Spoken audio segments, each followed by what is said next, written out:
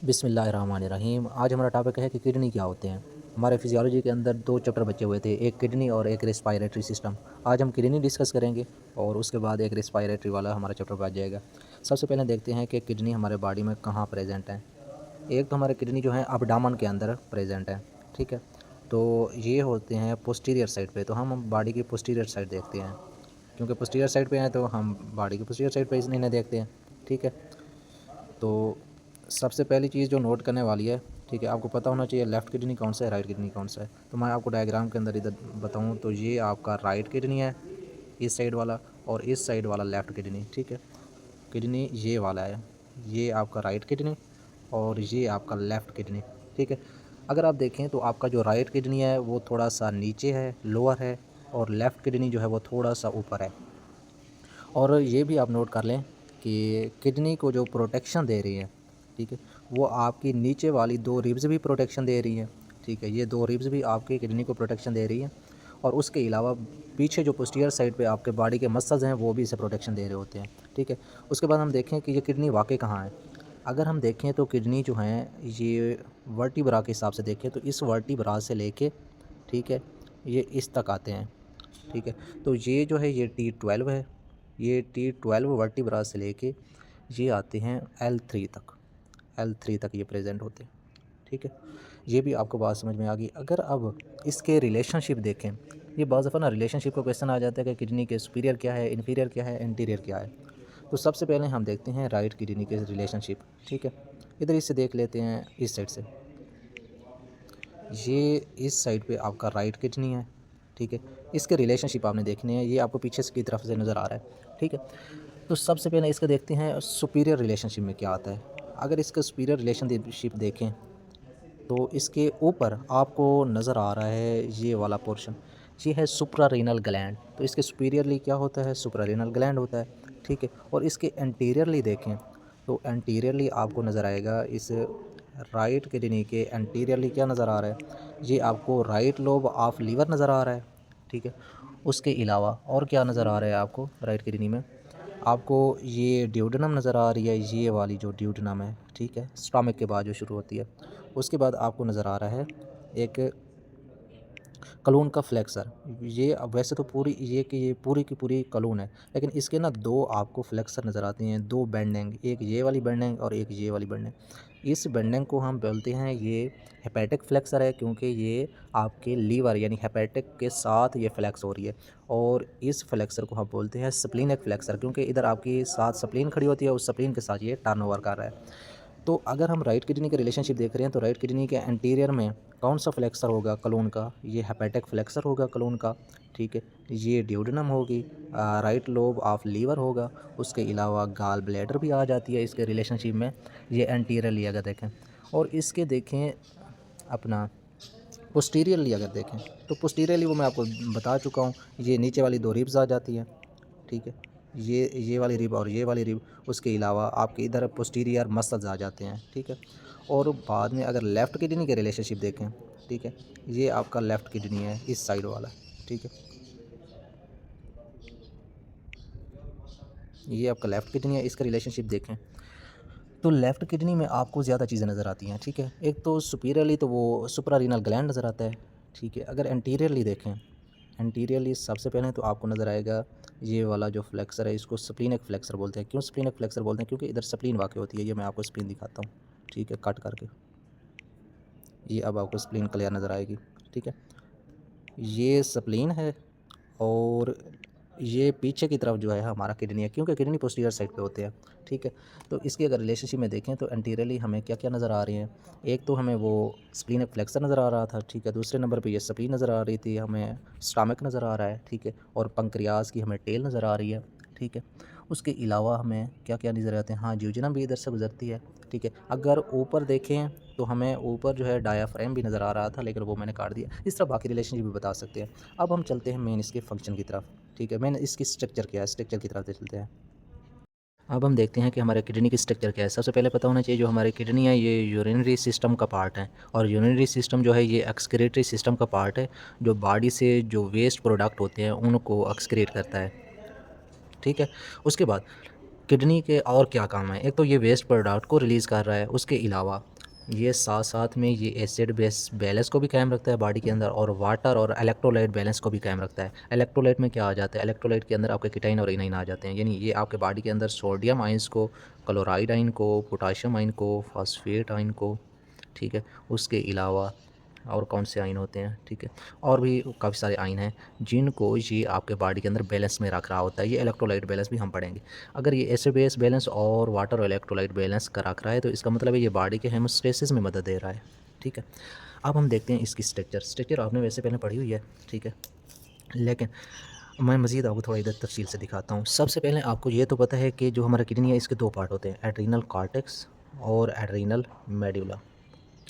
अगर हम किडनी को देखें तो किडनी के ऊपर सबसे पहले इसकी आती है फेशिया, जिसको हम रीनल फेशिया बोलते हैं, ठीक है। और इस रीनल फेशिया के अंदर फिर आ जाता है इसका फैट्स होते हैं इसके ऊपर जमा होते हैं, ठीक है। फैट्स के अंदर इसका आता है यहाँ पे कैप्सूल, ठीक है। उसके बाद इसके दो मेन पार्ट ज़ाहिर होते हैं, एक होता है एड्रीनल कॉर्टेक्स।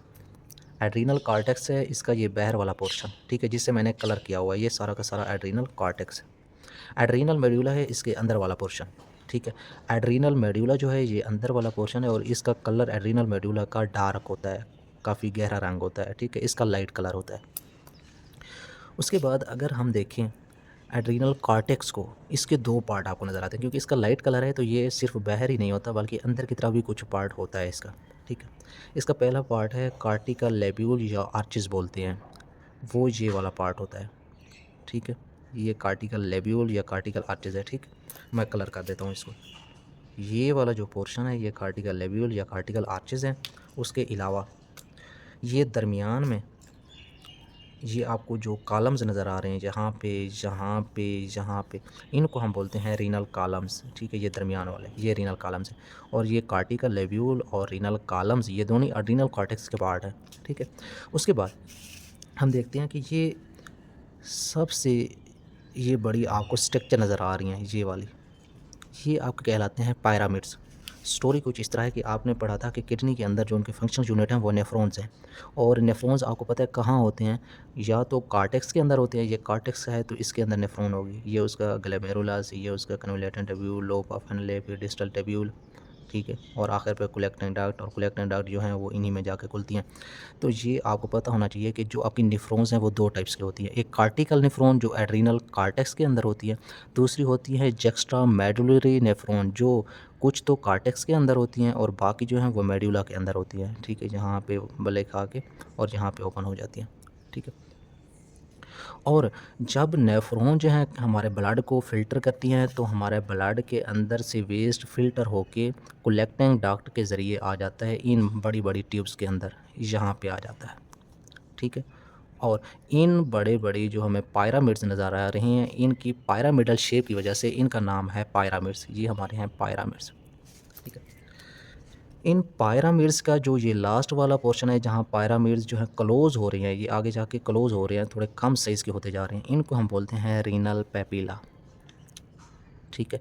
उसके बाद रीनल पेपिला से आगे ट्यूब्स शुरू हो जाती हैं इस तरह की, इनको मैं कलर कर देता हूँ, ये ट्यूब्स शुरू हो जाती हैं रीनल पेपिला के आगे, ये ट्यूब शुरू हो गई है, ठीक है, इसकी भी ट्यूब शुरू हो गई है, ये ट्यूब, ठीक है। इन ट्यूब्स को हम नाम देते हैं, ये हैं माइनर कैलेक्स, क्योंकि माइनर का मतलब होता है छोटी, कैलेक्स का मतलब होता है ट्यूब्स, ठीक है। ये छोटी कैलेक्स है, लेकिन ये माइनर कैलेक्स, ये वाली माइनर कैलेक्स, ये वाली और ये वाली, ये तीनों माइनर कैलेक्स मिल के बड़ी कैलेक्स बनाती हैं, ये कहलाती है मेजर कैलेक्स, इसको हम बोलते हैं ये है मेजर कैलेक्स। और ये मेजर कैलेक्स जो है ये जाके ओपन हो रही है आगे, ये मेजर कैलेक्स जो है जाके आगे ओपन हो रही है इस जगह पे, इस जगह को हम बोल रहे हैं ये है हमारा रीनल पेल्विस, ठीक है। तो मैं कह सकता हूँ कि जब हमारी नेफ्रॉन्स ब्लड को फ़िल्टर करती हैं तो ये नेफ्रॉन से ब्लड का वेस्ट जो है, ब्लड से जो वाटर है या एक्स्ट्रा इलेक्ट्रोलाइट है वो नेफ्रॉन के ज़रिए फ़िल्टर होकर आते हैं कलेक्टिंग डक्ट में, कलेक्टिंग डक्ट से पायरामिड्स में, पायरामिड से रीनल पेपिला में, फिर माइनर कैलेक्स, फिर मेजर कैलेक्स, फिर रीनल पेल्विस में, रीनल पेल्विस से आके ये वापस किडनी से बाहर निकल आते हैं, फिर आ जाते हैं यूरेटर में, तो रीनल पेल्विस से ये यूरेटर में आ जाते हैं, ये आपका यूरेटर है। यहाँ तक बात समझ में अगर आ गई है तो अब हम आगे चलते हैं, तो इतना आपको पता होना चाहिए कि जो आपकी नेफ्रॉन्स हैं वो या तो कार्टेक्स के अंदर होंगी या मेडुला के अंदर होंगी, मेडुला के बाहर वाले पोर्शन में। उसके बाद ये नेफ्रॉन की जो कलेक्टिंग ट्यूब्यूल्स हैं वो इन पायरामिड्स में ओपन होती हैं। पायरामिड से ये papilla, minor calyx, major calyx, renal pelvis, फिर यूरेटर में, ठीक है। और ये वाला जो पोर्शन है जहाँ पे आपका यूरेटर जो है वो किडनी से बाहर जा रहा है, इसको हम नाम देते हैं हाइलम का। उसके बाद हम चलते हैं आगे। ये आपका जो पायरामिड है जिसे हमने पायरामिड का नाम दिया है, ये पायरामिड्स और ये बाहर वाला जो है आपका जिसे मैंने नाम दिया था इसको कार्टिकल लेब्यूल या आर्च का, ये वाला पोर्शन मिला के और कार्ट्रेस को मिला के ये मैंने इस तरह इसको किया हुआ है। ये सारा का सारा पोर्शन, ठीक है, ये कहलाता है लोब ऑफ किडनी। इस तरह के हमारे एक किडनी के अंदर तकरीबन 7 से 13 लोब्स हैं और हर लोब के अंदर एक पैरामिड आता है। तो इसका मतलब है हमारे एक किडनी के अंदर 7 से 13 जो हैं वो पैरामिड्स हैं इस तरह के। ये मैंने 1 2 3 4 5 6 7 8 9 10 11 12 बना दिए हैं, ठीक है। 7 से 13 के दरमियान होते हैं और ये पैरामिड जो हैं ये माइनर कैलेक्स में ओपन होते हैं और आगे जाके मेजर कैलेक्स में। और इस तरह हमारे जो हैं मेजर कैलेक्स जो हैं ये हमारे किडनी के अंदर 2 से 3 होते हैं, ठीक है। अगर मैं आपको इधर मेजर कैलेक्स दिखाऊं तो एक ये वाला मेजर कैलेक्स है, ठीक है, एक ये वाला मेजर कैलेक्स है और एक जो है सॉरी ये वाला मेजर कैलेक्स है, एक ये वाला मेजर कैलेक्स है, ठीक है। तो ये मैंने 4 मेजर कैलेक्स बना दिए हैं लेकिन 3 होने चाहिए थे, ठीक है। और ये मेजर 2 से 3 मेजर कैलेक्स मिलके ये रेनल पेल्विस बनाते हैं, ठीक है। और पीछे ये माइनर कैलेक्स भी मैं आपको कलरफुल कर देता हूँ ताकि मिक्स ना हो। ये माइनर कैलेक्स,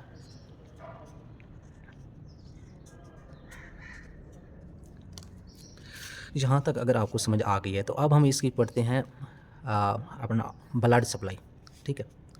ब्लड सप्लाई बिल्कुल इजी है, अपने घबराना नहीं है। सबसे पहले, ठीक है, इसकी ब्लड सप्लाई सबसे पहले इस किडनी के साथ ही एओर्टा होती है। एओर्टा डिसेंडिंग एओर्टा इस तरह जा रही होती है, ठीक है। उस डिसेंडिंग एओर्टा से एक ब्रांच निकलती है, उस ब्रांच को बोलते हैं हम रीनल आर्टरी। वो रीनल आर्टरी जो है वो ब्लड लेके जो ही किडनी के अंदर इंटर होती है तो वो डिवाइड हो जाती है काफ़ी सारे सेगमेंट के अंदर, ठीक है। इस तरह के सेगमेंट के अंदर जो है वो डिवाइड हो जाती है और इनको हम बोलते हैं ये होती हैं सेगमेंटल आर्टरी। क्यों? क्योंकि ये सेगमेंट में डिवाइड हो गई हैं, ठीक है। सेगमेंट में ये डिवाइड होने के बाद ये चली जाती हैं एक लोब के अंदर, क्योंकि मैंने आपको बताया ये लोब है, इस तरह का ये भी लोब होगा, इधर भी लोब होगा, इधर भी तकरीबन ये 7 से 11 लोब्स होते हैं। जैसे ये लोब के अंदर जाती है तो अब इस सेगमेंटल आर्टरी को नाम देते हैं ये इंटरलोबाल आर्टरी है, क्योंकि ये लोब के अंदर दाखिल नहीं होती बल्कि इस लोब और इस लोब के दरमियान में हरकत करती है। इंटरलोबाल आर्टरी, ठीक है, ये जब जाती है एंड पे तो ये इस तरह डिवाइड हो जाती है, कभी इस तरफ चली जाती है और इस तरफ चली जाती है, ये आर्क बना लेती है इस तरह, इसको हम बोलते हैं आर्क। और ये अब आर्क्यूएट आर्टरी बन गई है। आर्क्यूएट आर्टरी जो है, ठीक है, ये आपका पोर्शन क्या था? लेब्यूल। तो इस क्योंकि आर्क्यूएट आर्टरी अब लेब्यूल के अंदर दाखिल हो गई है तो इसको हम इंटरलेब्यूलर आर्टरी का नाम दे देते हैं। अब इंटरलेब्यूलर आर्टरी जो है ये अपना नेफ्रॉन के अंदर एंटर हो जाती है, जो ये बाहर नेफ्रॉन खड़ी हुई है। तो अब इन इंटरलेब्यूलर आर्टरी को हम एफरेंट आर्ट्रियूल बोलते हैं। एफरेंट आर्ट्रियूल ग्लोमेरुलस में जा खुलती हैं, फिर वो इफरेंट आर्ट्रियूल बनाती हैं, ठीक है। ये थी इसकी तरतीब। सबसे पहले एब्डोमिनल एओर्टा थी, तो मैं कह सकता हूँ कि सबसे पहले हमारे हार्ट से एब्डोमिनल एओर्टा निकलती है जो एक ब्रांच देती है जिसको हम रीनल आर्टरी का नाम देते हैं, ठीक हो गया। ये एओर्टा से रीनल आर्टरी निकली थी, ठीक है। अब ये रीनल आर्टरी जो है इसने आगे ब्रांचेस दी सेगमेंट, ठीक है, मुख्तलिफ तरह के सेगमेंट देती है जिनको हम सेगमेंटल आर्टरी बोलते हैं। एक ये सेगमेंट, दो तीन, ठीक है। ये सेगमेंट जब जाते हैं दो लोब्स के दरमियान तो अब इनकी सेगमेंटल आर्टरी को हम नाम देते हैं इंटरलोबार आर्टरी। जब ये लोब के अंदर पहुंच जाते हैं, ठीक है, तो ये आगे जाके ये लोब्स के एंड पे जाके आगे आर्क बनाते हैं। तो अब इसका नाम है इंटरलोबार आर्टरी। अब डिवाइड हो जाती है आर्कुएट आर्टरी में, आर्कुएट के बाद ये इंटरलेब्यूलर आर्टरी में, फिर ये एफरेंट आर्ट्रियोल में, फिर ग्लोमेरुलस में, फिर इफरेंट आर्ट्रियोल में। इस तरह इसकी डिवीज़न हो गई, ठीक है। अब हम चलते हैं नेफ्रॉन्स की तरफ। ये वाली जो हमारी नेफ्रॉन्स हैं ये क्या है, इनकी स्ट्रक्चर की तरफ। ये हमारी है नेफ्रॉन, ठीक है। मसलन हमारे इधर नेफ्रॉन पड़ी थी, इस टाइप की थी, ठीक है। इसके साथ ना काफ़ी सारी नेफ्रॉन अटैच होती हैं, इस तरह बल्ले खा के बाल खा के और ये एक ही कलेक्टिंग डक्ट बना के एक ये कलेक्टिंग डक्ट ओपन हो रही होती है इन पिरामिड्स के अंदर, ठीक है। तो मैं इसी पोर्शन को लेता हूँ, एक नेफ्रॉन को, और इसको मैं ड्रा करता हूँ आगे इस साइड पे, ठीक है। ये मेरे पास है एक नेफ्रॉन। मैंने आपको बताया है कि इंटरलेब्यूलर आर्टरी क्या देती है, इफरेंट आर्ट्रियोल, ठीक है। तो सबसे पहले ये इफरेंट आर्ट्रियोल मैं आपको दिखाता हूँ। ये वाली इफरेंट आर्ट्रियोल है। इफरेंट आर्ट्रियोल जो है यहाँ आके बाल खाती है, एक नेटवर्क बनाती है जिसको हम ग्लोमेरुलस बोलते हैं। फिर ये बनाती है, जब ये वापस आती है तो इफरेंट आर्ट्रियोल, ठीक है। इफरेंट का मतलब होता है ई से इफरेंट, ई से एग्जिट। जो एंटर हो रही है हमारे ग्लोमेरुलस के अंदर वो एफरेंट आर्टरी है, और जो बाहर निकल रही है वो इफरेंट है। ये हमारे पास है एक नेफ्रॉन। इस नेफ्रॉन के अगर पार्ट देखें तो सबसे पहले जो आपको ये बाहर नज़र आ रहा है ये है बोमैन कैप्सूल, ठीक है। ये बोमैन कैप्सूल है। इस बोमैन कैप्सूल के अंदर ये जो आपको आर्टरीज़ नज़र आ रही हैं, ठीक है, ये बाहर वाला बोमैन कैप्सूल है, और जो अंदर नज़र आ रही है ये ग्लोमेरुलस है, ठीक है। और इस ग्लोमेरुलस और इस बोमैन कैप्सूल के कम्बिनेशन को हम नाम देते हैं कि ये रीनल कार्पिसल्स हैं, या इनको मेलाफाइन कार्पिसल बोलते हैं, ठीक है। उसके बाद हम चलते हैं आगे की तरफ। ये आपको नज़र आ रही है ये लंबी सारी ट्यूब, ठीक है। ये प्रॉक्सिमल कन्वोल्यूटेड ट्यूब्यूल है। प्रॉक्सिमल का मतलब है शुरू वाले, डिस्टल का मतलब है बाद वाली। ये क्योंकि इसने बाल खाए हुए हैं तो इसलिए इसको प्रॉक्सिमल कन्वोल्यूटेड ट्यूब्यूल बोलते हैं। प्रॉक्सिमल का मतलब है शुरू वाली, कन्वोल्यूटेड के मतलब है इसने बाल खाए हुए हैं, और ट्यूब्यूल ये ट्यूब है, ठीक है। ये प्रॉक्सिमल कन्वोल्यूटेड ट्यूब्यूल है। उसके बाद नीचे आपको नज़र आ रहा है ये लूप ऑफ हैंडले है, ठीक है, ये सारा। लेकिन इनमें से जो ये पहले वाला पोर्शन है ये ascending descending loop of handle है, ठीक है। ये लूप ऑफ हैंडले का डिसेंडिंग लिम्ब है क्योंकि ये नीचे आ रहा है, और उसके बाद ये ऊपर जा रहा है तो ये ascending limb of loop of handle. ये और डिसेंडिंग और असेंडिंग लिम्ब ये दोनों के दोनों मिलकर लूप ऑफ हैंडले बना रहे हैं। इस पूरे को लूप ऑफ हैंडले बोलते हैं। इस पोर्शन को डिसेंडिंग लिम्ब और इस पोर्शन को असेंडिंग लिम्ब। क्यों? क्योंकि जो हमारा ब्लड है वो इधर फिल्टर होगा, यहाँ से आता हुआ इस ट्यूब के अंदर आएगा, यहाँ से नीचे जाएगा, और यहाँ से ऊपर, नीचे का आना डिसेंडिंग, ऊपर जाना असेंडिंग, ठीक है। उसके बाद अगला ये पोर्शन जो है, ये वाला पोर्शन, ये डिस्टल कन्वोल्यूटेड ट्यूब्यूल है। इसको डिस्टल कन्वोल्यूटेड ट्यूब्यूल बोलते हैं। इसका नाम मैंने इधर आके लिखा है, ऊपर जगह नहीं बन रही थी, ठीक है। डिस्टल कन्वोल्यूटेड ट्यूब्यूल, ये बहुत सारी डिस्टल कन्वोल्यूटेड ट्यूब्यूल मिलके एक डक्ट बनाती हैं जिसको हम कलेक्टिंग डक्ट बोलते हैं। और ये कलेक्टिंग डक्ट जो है ये ओपन होती है इन पिरामिड्स के अंदर, ठीक हो गया। अब इनको पढ़ने का फ़ायदा क्या है? मसला ये है कि जब हमारा ब्लड जहाँ से आता है एफरेंट आर्ट्रियोल के ज़रिए ग्लोमेरुलस के अंदर, और ग्लोमेरुलस इन्हें फ़िल्टर करके यहाँ पे ब्लड को भेजता है, ठीक है। और जहाँ से जितना ब्लड फ़िल्टर होता है उसको हम ग्लोमेरुलस फिल्ट्रेट बोलते हैं, और ये आ जाता है प्रॉक्सिमल कन्वोल्यूटिंग ट्यूब्यूल के अंदर। प्रॉक्सिमल जो हमारी कन्वोल्यूटिंग ट्यूब्यूल हैं, ठीक है, इनको हम PCT भी बोलते हैं, और ये हमारी जो है सोडियम की रीअब्जॉर्प्शन करा लेती हैं। सोडियम की रीअब्जॉर्प्शन, सोडियम को दोबारा रीअब्जॉर्ब करा लेती हैं, ठीक है। लेकिन पोटाशियम को एक्सक्रीट कराती हैं, और हाइड्रोजन आयन को भी एक्सक्रीट कराती हैं, ठीक है। और जो हमारा एल्डोस्टेरोन होता है, एल्डोस्टेरोन जो हमारा हार्मोन है, वो इन्हीं प्रॉक्सिमल कन्वोल्यूटिंग ट्यूब्यूल पे असरअंदाज हो रहा है। उसके बाद अगर हम डिस्टल कन्वोल्यूटिंग ट्यूब्यूल देखें तो हमारा पैराथायराइड हार्मोन जो कैल्शियम की रीअब्जॉर्प्शन करा रहा है वो इन डिस्टल कन्वोल्यूटिंग ट्यूब्यूल पे अटैक कर रहा होता है, इनको डिस्टर्ब करता है। उसके बाद हमारा एंटी डायूरेटिक हार्मोन ADH जिसको हम बोलते हैं, और उसके साथ साथ हमारा एल्डोस्टेरोन, ये दोनों के दोनों जो हैं ये इन कलेक्टिंग ट्यूब्यूल पे इफेक्ट कर रहे होते हैं, कन्वोल्यूटिंग ट्यूब्यूल को इफेक्ट करते हैं, ठीक है। अब आगे जाके हम पढ़ेंगे कि कौन सी चीज़ें जो हैं वो प्रॉक्सिमल ट्यूब्यूल से रीअब्जॉर्ब होती हैं, कौन सी डिसेंडिंग लूप, कौन सी असेंडिंग में, कौन सी जो है डिस्टल कन्वोल्यूटिंग, और कौन सी कलेक्टिंग डक्ट में। ये आगे जाके किडनी के हम फंक्शन में पढ़ेंगे, ठीक है।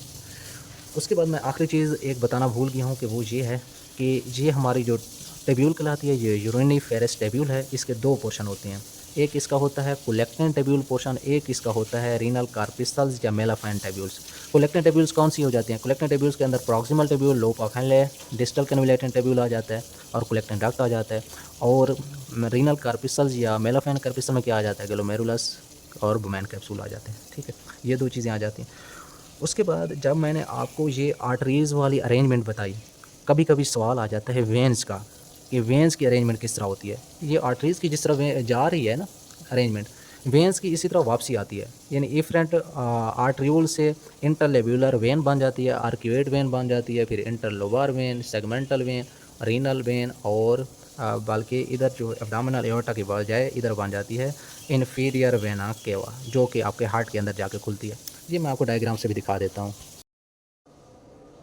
हम किडनी की ब्लड सप्लाई को इधर से भी देख सकते हैं। सबसे पहले एब्डोमिनल एओर्टा जो हमारे हार्ट से निकलती है, एब्डोमिनल एओर्टा रीनल आर्टरी में, रीनल आर्टरी डिवाइड होकर सेगमेंटल, फिर इंटरलोबार, फिर आर्क्यूएट, फिर इंटरलेब्यूलर, इफ एफरेंट, ग्लोमेरुलस और फिर इफरेंट, और एंड पे ये जाती हैं वेजा रेक्टा बनाती हैं हमारी ट्यूब्स के अंदर। वो वेजा रेक्टा मैं आपको बाद में दिखाऊंगा। फिर ये दोबारा जब वापस जाती हैं तो ये दोबारा वही तरतीब अपनाती हैं, पेरिट्यूबुलर से फिर इंटरलेब्यूलर, फिर आर्क्यूएट, फिर इंटरलोबार, फिर सेगमेंटर और फिर रीनल वेन और एंड पे इन्फीरियर वेना केवा जो हमारे हार्ट में ओपन होती है। ये तो तरतीब आप मज़ीद भी देख सकते हैं, ठीक है। उसके बाद हम चलते हैं आगे की तरफ। ये इधर भी आप ये सारी की सारी देख सकते हैं, ठीक है, तरतीब। इधर आपके किडनी के अंदर ही सारा कुछ दिखाया हुआ है। सबसे पहले हमारी रीनल आर्टरी आई, ठीक है। ये रीनल आर्टरी डिवाइड हुई आगे ये सेगमेंट के अंदर, ये सेगमेंटल आर्टरी सेगमेंटेड। जब ये दो लोब्स के दरमियान में गई तो इनको हमने नाम दिया इंटरलोबार, ठीक है। ये इंटरलोबार जब गई अपना ये आर्क्यूएट बनाई तो ये आर्क्यूएट आर्टरी बन गई। फिर ये आर्क्यूएट जब आगे गई तो ये इंटरलोब्यूलर बन गई। आगे जाके ये जब मज़ीद नेफ्रॉन में एंटर हुई तो फिर नेफ्रॉन के अंदर इसके 3 नाम दिए गए थे, ठीक है। उसके बाद हम चलते हैं आगे की तरफ, ठीक है। ये किडनी दिखाए हुए हैं। किडनी ये आपने देखा हुआ है कि जो हमारा राइट किडनी है ये थोड़ा सा लोअर होता है और लेफ़्ट किडनी जो है थोड़ा सा ऊपर होता है। ये भी मैंने आपको बताया हुआ है। किडनी से जब ब्लड फ़िल्टर होकर यूरेटर के ज़रिए आता है यूरिनरी ब्लैडर में, यूरिनरी ब्लैडर से ये यूरेथ्रा से बाहर रिलीज़ हो जाता है, ठीक है। उसके बाद इधर हमारे बताए हुए हैं मेजर केलेक्स, माइनर केलेक्स, ठीक है। ये माइनर केलेक्स बताया हुआ है, फिर मेजर केलेक्स दिखाया हुआ है, रीनल कार्टेक्स, रीनल मेड्यूला, ये रीनल पायरामिड है ये दिखाया हुआ है, ठीक है। रीनल पेल्विस दिखाई हुई है, ठीक है। उसके बाद मैं अगर आपको बताऊं, ठीक है, तो फिर ये एंड पे इधर ही हमारी नेफ्रॉन्स होती हैं। फिर ये नेफ्रॉन्स उन्होंने दिखा दी, ठीक है। उसके मुख्तलिफ पार्ट्स ये मैंने आपको बता दिए हैं। अब हम देखते हैं कि फ़ंक्शन ऑफ किडनी क्या है। किडनी का यही फ़ंक्शन है कि जो इसके पास ब्लड आ रहा होता है ये उस ब्लड में से वेस्ट प्रोडक्ट को बाहर निकालता है और उस ब्लड में से जो एक्स्ट्रा इलेक्ट्रोलाइट होते हैं या वाटर होता है उसको भी बाहर निकालता है। तो ब्लड इसके पास आता कैसे है वो मैंने आपको बता दिया था कि हार्ट से ब्लड आता है एओर्टा के ज़रिए। ये जो है ये एब्डोमिनल एओर्टा है, डिसेंडिंग एओर्टा, इससे एक ब्रांच निकलती है जिसको हमने नाम दिया था रीनल आर्टरी। रीनल आर्टरी जो है जब किडनी के अंदर एंटर होती है तो ये सेगमेंटल आर्टरी में डिवाइड हो जाती है। सेगमेंटल आर्टरी जो है ये दो लोब्स के दरमियान में से गुजरती है, लोब्स के अंदर एंटर नहीं होती, तो इसको इंटरलोबार आर्टरी बोलते हैं। और ये इंटरलोबार आर्टरी जो है ये आगे जाके ये इस तरह आर्क्यूएट बनाती है जिसको आर्क्यूएट आर्टरी बोलते हैं, ठीक है। फिर जाके ये लेब्यूल के अंदर एंटर होती है, इसको इंटरलेब्यूलर आर्टरी बोलते हैं। इंटरलेब्यूलर आर्टरी जो है ये फिर जाके अपना जो नेफ्रॉन्स हैं उनके अंदर एंटर होती है, ठीक है, एफरेंट आर्ट्रियोल के थ्रू। अब हम एफरेंट आर्ट्रियोल पे आ गए तो हम देखते हैं ये मेरे पास थी एफरेंट आर्ट्रियोल जो ब्लड लेके ग्लोमेरुलस के पास पहुंच गई, ठीक है। अब ये जैसे इन ग्लोमेरुलस के अंदर पहुंचती है तो यहाँ से कुछ मटेरियल जो है वो फ़िल्टर हो जाता है। आपको पता है आरबीसीज़ फ़िल्टर नहीं होते, डब्ल्यूबीसीज़ फ़िल्टर नहीं होते, कोई भी ब्लड सेल फ़िल्टर नहीं होता, ठीक है। फ़िल्टर क्या होती है, प्रोटीन भी फ़िल्टर नहीं होती, ग्लूकोज, अमाइनो एसिड और इलेक्ट्रोलाइट, वाटर, ये फ़िल्टर हो जाती हैं। जो फ़िल्टर हो जाती हैं तो उसको हम बोलते हैं फ़िल्ट्रेट। और ग्लोमेरुलस फ़िल्ट्रेशन रेट GFR बहुत ही इंपॉर्टेंट टर्म है। GFR जो है ये हमें बताता है कि हमारे किडनी किस तरह फ़िल्टर कर रही हैं। 1 मिनट के अंदर जितना हमारा किडनी वेस्ट प्रोडक्ट को फ़िल्टर करेगा 1 मिनट के अंदर उसको ग्लोमेरुलस फ़िल्ट्रेशन रेट बोलती हैं। ये तकरीबन 120 से 150 मिलीलीटर जो है ये किडनी फ़िल्टर करता है और ये सारा का सारा यूरिन नहीं बनता, आगे जाके अब्ज़ॉर्ब हो जाते हैं, वो मैं आपको बताऊँगा, ठीक है। ये GFR की टर्म इंपॉर्टेंट है। अगर ये GFR बहुत ज़्यादा कम हो जाए तो इसका मतलब है कि किडनी ये जो फ़िल्टर कर रहे थे इसने फ़िल्टर करना कम कर दिया है। कम कर दिया है तो इसका मतलब है यहाँ कोई ना कोई एरर आ रहा है, ठीक है। अब हम देखते हैं जैसे ही इसने फ़िल्टर किया चीज़ें जहाँ आ गई, ठीक है। अब जो ग्लूकोज़ होगा ये क्या है हमारे पास, ये प्रॉक्सिमल कन्वैलेटेड टेब्यूल है। प्रॉक्सिमल कन्वैलेटेड टेब्यूल में से ग्लूकोज भी रीअब्ज़ॉर्ब हो जाता है।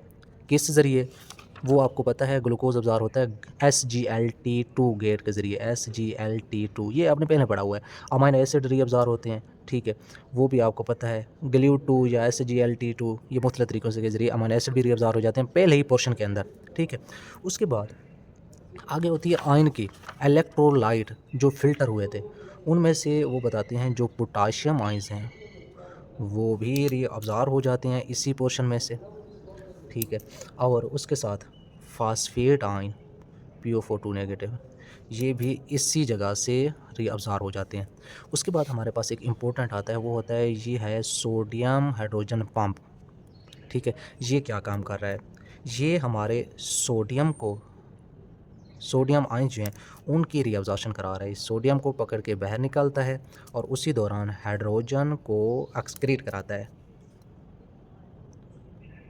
यानी सोडियम की रीअब्ज़ॉर्प्शन और हाइड्रोजन की सक्रीशन करा रहा है sodium potassium pump, sodium hydrogen pump जो प्रॉक्सिमल कन्वैलेटेड टेब्यूल के अंदर है। अब होता क्या है, फ़र्ज़ किया हमारा जो है ब्लड प्रेशर कम होता है या ज़्यादा होता है, तो यही हिस्सा उसे कंट्रोल कर रहा है, ठीक है। इसको समझाने से पहले मैं आपको बता दूं कि ये एसिड बेस बैलेंस को भी कंट्रोल कर रहा है। अब हम देखते हैं कि ये ब्लड को और एसिड बेस बैलेंस को किस तरह कंट्रोल करता है। सबसे पहले चलें, आपके पास ये सेल नज़र आ रहे हैं, ठीक है।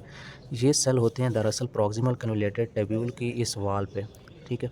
इस वाल पे सेल होते हैं, ठीक है। ये वॉल इस तरह लिपटी होती है प्रॉक्सिमल कन्वैलेटेड टेब्यूल कि ये ना इस ग्लोमेरुलस के ऊपर से आकर गुजरती है, ठीक है। ये मैंने ऊपर से गुजारा नहीं है क्योंकि मिक्स हो जाता, लेकिन ये इस तरह गुजरती है कि यहाँ से गुजर के जाती है। जब यहाँ से गुजरती है तो इसके इर्द गिर्द यहाँ पे सेल का अंबार बन जाता है। इन सेल्स को हम बोलते हैं जैक्स्ट्रोमेडुलरी सेल्स, ठीक है।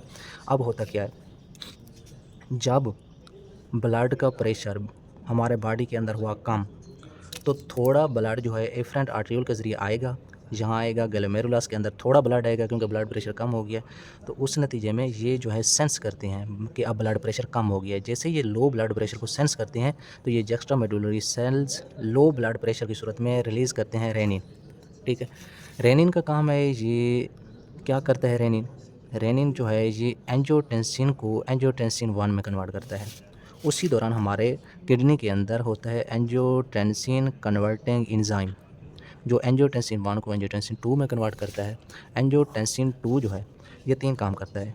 ये वेज़ो कंट्रैक्शन कराता है, जब ब्लड वेसल कंट्रैक्ट होती हैं तो उस वजह से ब्लड का प्रेशर बढ़ जाता है। पहले ब्लड का प्रेशर थोड़ा था क्योंकि ज़्यादा वेसल के अंदर था, अब वेसल कंट्रैक्ट हो गई है तो उसके अंदर ब्लड का जो प्रेशर है वो बढ़ गया है, ठीक है। उसी दौरान एंजियोटेंसिन जो है ये एल्डोस्टेरोन रिलीज़ कराती है और उसी दौरान जो है ये सोडियम हाइड्रोजन पंप को एक्टिवेट करती है, इसकी काम करने की रफ्तार बढ़ाती है, ठीक है। ये कब हुआ काम, जब ब्लड प्रेशर कम हुआ। जब ब्लड प्रेशर कम हुआ, ये सोडियम हाइड्रोजन पंप ने काम करना बढ़ा दिया तो सोडियम आयन की अब्जॉर्प्शन बढ़ गई। सोडियम आयन की जब अब्जॉर्प्शन बढ़ेगी तो साथ में वाटर की रिटेंशन बढ़ेगी। जब वाटर की रिटेंशन बढ़ेगी, साफ ज़रा जैसे सोडियम बह रहेगा तो सोडियम ने वाटर को अपने साथ घसीट के लाना है, तो वाटर की रिटेंशन बढ़ेगी और उससे हमारे ब्लड का वॉल्यूम बढ़ जाएगा और हमारा ब्लड प्रेशर जो है वो बढ़ जाएगा और इससे हमारा ब्लड जो है वो बढ़ के नॉर्मल हो जाएगा। जो लो ब्लड हुआ था वो अब ब्लड प्रेशर नॉर्मल हो गया है इस ज़रिए। एल्डोस्टेरोन का काम क्या है, एल्डोस्टेरोन जो है ये आपकी सोडियम की रीअब्जॉर्प्शन को बढ़ाता है, लेकिन पोटाशियम की एक्सक्रीशन को बढ़ाता है और हाइड्रोजन की एक्सक्रीशन को बढ़ाता है। यानी सोडियम को रीअब्जॉर्ब कराता है पोटाशियम और हाइड्रोजन को एक्सक्रीट कराता है। ये एल्डोस्टेरोन का काम है। तो इसका मतलब ये सोडियम की रीअब्जॉर्प्शन अगर बढ़ाएगा तो सोडियम पोटाशियम पंप भी सोडियम की रीअब्जॉर्प्शन बढ़ा रहा है, एल्डोस्टेरोन भी बढ़ा रहा है, लेकिन एल्डोस्टेरोन आगे जाके बढ़ाएगा। ये प्रॉक्सिमल कन्वैलेटेड टेब्यूल पे आकर नहीं कर सकता एल्डोस्टेरोन।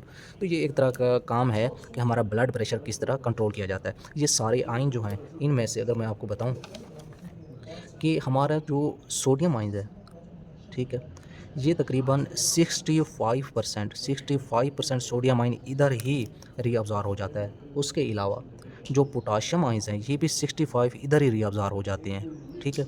जो फॉस्फेट आयंस हैं ये तकरीबन 75 से 80% इधर ही रीअब्ज़ॉर्ब हो जाते हैं, ठीक है। मोस्टली आयन इधर ही रीअब्ज़ॉर्ब होते हैं। उसके बाद ये जो हाइड्रोजन इंटर हुआ था, ठीक है, हाइड्रोजन जैसे इंटर होता है हाइड्रोजन की एक्सक्रीशन जो है, क्योंकि ये हाइड्रोजन की एक्सक्रीशन को बढ़ाता है तो हाइड्रोजन को पकड़ पकड़ के अंदर डालता है कि आप निकल जाओ किडनी से फ़िल्टर होके। तो जैसे ही हाइड्रोजन अंदर आते हैं H पॉजिटिव तो ये मिलते हैं HCO3 नेगेटिव से, HCO3 नेगेटिव से मिल के ये H2CO3 बनाते हैं, क्योंकि HCO3 बाइकार्बोनेट थे, नेगेटिव आयन ये नहीं गुजर पा रहे थे इसमें से, ठीक है जी। लेकिन H2CO3 न्यूट्रल है, ये इजीली गुजर जाता है। तो ये बाइकार्बोनेट की अब्जॉर्प्शन भी बढ़ा रहा है सोडियम हाइड्रोजन पंप, ठीक है, एंजियोटेंसिन 2 के ज़रिए। तो मैं कह सकता हूँ कि जो हमारे किडनी हैं ये हमारी पीएच को बैलेंस में रख रहे हैं, एसिड बेस बैलेंस में रख रहे हैं। किस तरह? जैसे ही हम ऑक्सीजन को अंदर लेते हैं उससे CO2 रिलीज़ होती है। CO2 क्या है? CO2 एसिडिक है। जब ये CO2 जो है ये HCO3 की शक्ल में बन जाती है, ठीक है, तो ये बन जाती है बेसिक। पहले ये एसिडिक नेचर थी, ठीक है। तो जब ये HCO3 नेगेटिव को हमारे किडनी पकड़ पकड़ के रीअब्ज़ॉर्ब करा रहे हैं, तो HCO3 जो है ये बेसिक नेचर का है, बेस नेचर का है। तो एक तो CO2 जो हमारे बॉडी के अंदर प्रोड्यूस हो रही है एसिडिक नेचर की, तो ये बेस उससे जाके बैलेंस में रखेगा, हमारे बॉडी को न्यूट्रल कर देगा। बॉडी के अंदर CO2 जो पैदा हो रही है वो एसिडिक है और ये बेस को रीअब्ज़ॉर्ब करा रही हैं, तो ये न्यूट्रल हो जाएगा, ठीक है। ये इस तरह एसिड बेस बैलेंस रखते हैं। उसके साथ, ठीक है, आगे जाके हम पढ़ेंगे कि ये हाइड्रोजन को एक्सक्रीशन कराते हैं, क्योंकि हमारे बॉडी के अंदर प्रोटॉन सोडियम के अपना एसिड के जो है ना स्टमक के अंदर प्रोटॉन पैदा हो रहे हैं स्टमक के अंदर, ठीक है, H पॉजिटिव पैदा हो रहे हैं बहुत ज़्यादा। तो वो जब अब्ज़ॉर्ब हो जाते हैं बॉडी के अंदर, तो ये इनको रिलीज़ क्या करता है? वो यही हमारे किडनी करते हैं। वो कैसे रिलीज़ करते हैं वो आगे जाके हम पढ़ेंगे मज़ीद, ठीक है। यहाँ तक हम चले हैं, डिसेंडिंग लूप पे आ जाएँ। Descending loop of Henle, descending loop of Henle के अंदर सोडियम की रीअब्ज़ॉर्प्शन जो है, सोडियम की रीअब्ज़ॉर्प्शन नहीं हो पाती, वाटर की अब्ज़ॉर्प्शन हो जाती है, ठीक है। लेकिन डिसेंडिंग जो है ना, डिसेंडिंग थोड़ा सा थिक है, इसलिए ये ज़्यादा चीज़ों को रीअब्ज़ॉर्ब नहीं कर पा सकता। लेकिन जो असेंडिंग है ये थोड़ा सा थिन है और ये काफ़ी सारी चीज़ों को रीअब्ज़ॉर्ब कर सकता है। इसके अंदर एक पंप होता है, उस पंप को नाम देते हैं सोडियम पोटाशियम 2 क्लोराइड पंप। ये क्या करता है? ये 2 सोडियम आयन की एक सोडियम आयन, एक पोटाशियम आयन और 2 क्लोराइड आयन, इनकी अब्ज़ॉर्प्शन कराता है। मतलब देखो, असेंडिंग लूप ऑफ हेनले के अंदर एक ही पंप ने सोडियम पोटाशियम और 2 क्लोराइड को रीअब्ज़ॉर्ब करा लिया है। और बाज़ दफ़ा क्या होता है, बाज़ दफ़ा ये होता है कि हम चाहते हैं कि बॉडी के अंदर जो सूजन हो गई है, बॉडी के अंदर अगर ब्लड वॉल्यूम बढ़ गया है, तो हम चाहते हैं कि ब्लड वॉल्यूम को कम किया जाए।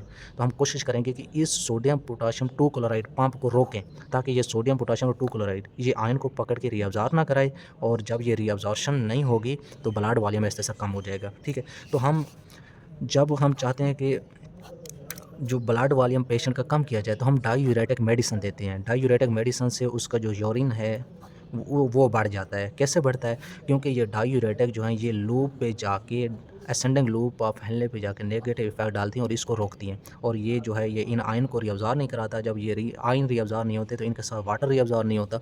जब वाटर रीअब्ज़ॉर्ब नहीं होता तो आहिस्ता आहिस्ता सारा का सारा वाटर जो है वो बाहर एक्सक्रीट हो जाता है, ठीक है। उसके बाद आ जाते हैं डिस्टल कैन्युलेटेड टेब्यूल पे। डिस्टल कैन्युलेटेड टेब्यूल के अंदर भी काफ़ी सारे आयन की रीअब्ज़ॉर्प्शन होती है, लेकिन जो तकरीबन सोडियम आयन है वो मोस्टली अब्ज़ॉर्ब पहले ही हो चुके हैं। तकरीबन 5% सोडियम की रीअब्ज़ॉर्प्शन इधर होती है। मेन इधर जो अब्ज़ॉर्प्शन होती है वो होती है कैल्शियम आयन की, ठीक है।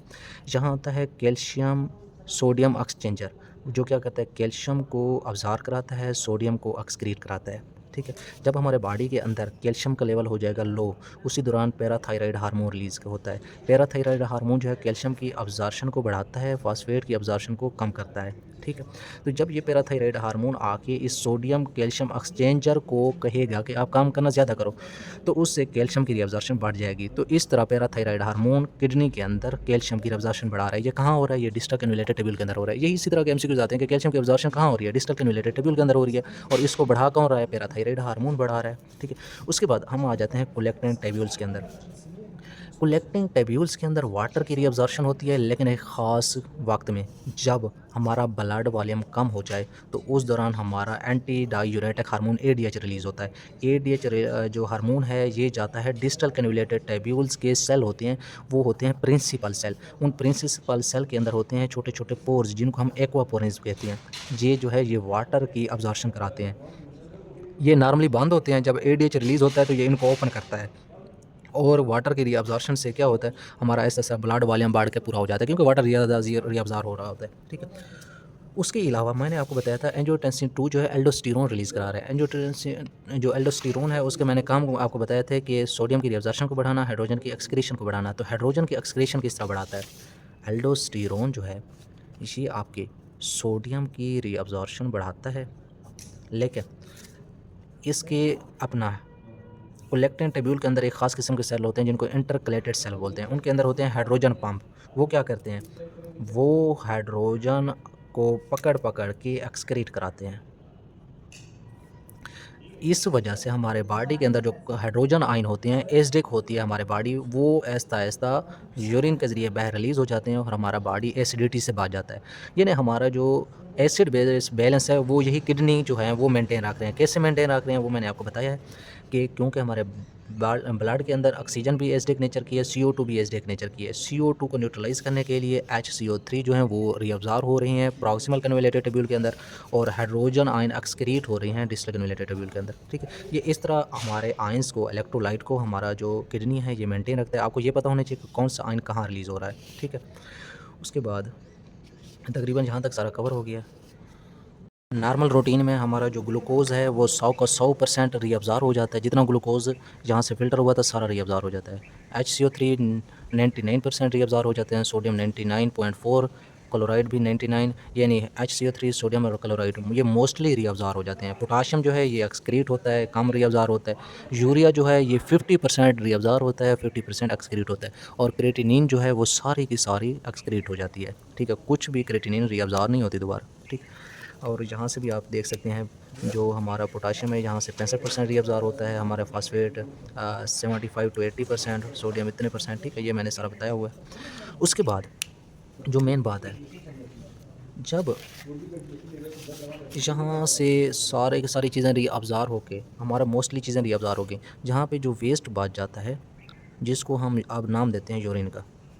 अब यूरिन जो है ये कोलेक्टिंग ट्यूब्यूल्स के ज़रिए कहाँ आता है, बहुत सी नेफ्रॉन मिलके एक कोलेक्टिंग ट्यूब्यूल बना रही हैं। एक नेफ्रॉन इधर होगी, एक नेफ्रॉन इधर होगी, एक नेफ्रॉन इधर होगी।